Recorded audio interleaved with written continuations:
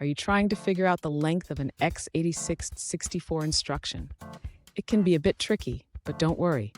Today, we're going to break it down and show you how to calculate that length with ease. I totally understand your frustration. Many developers face this challenge when working with assembly language.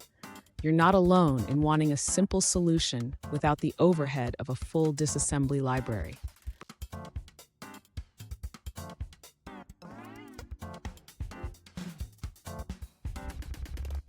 Here's the specific question we're addressing. One user asked for a function that calculates the length of an x86-64 instruction.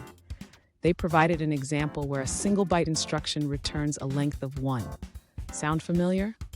Let's dive into how we can achieve this. Understanding the x86-64 instruction set can be complex, especially since it includes various instruction formats and encodings.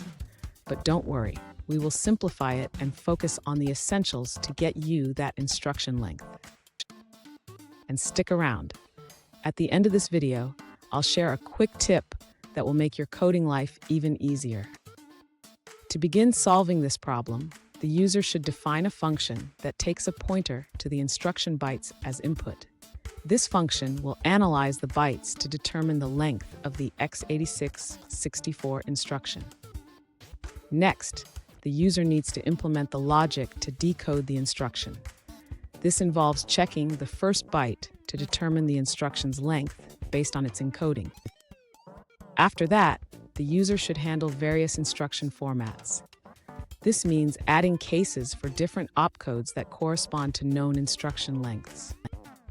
Finally, the user should test the function with different instruction examples to ensure it works correctly.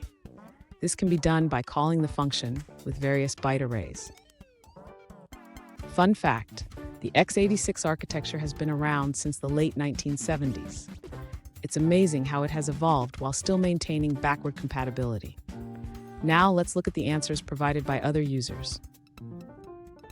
An alternative solution provided by another user suggests using the idbug control disassemble function from dbjeng.dll if you're on Windows. This method allows you to disassemble instructions and determine their length. Here's that quick tip I promised. Always keep your instruction set documentation handy. It can save you a lot of time when figuring out instruction lengths and behaviors.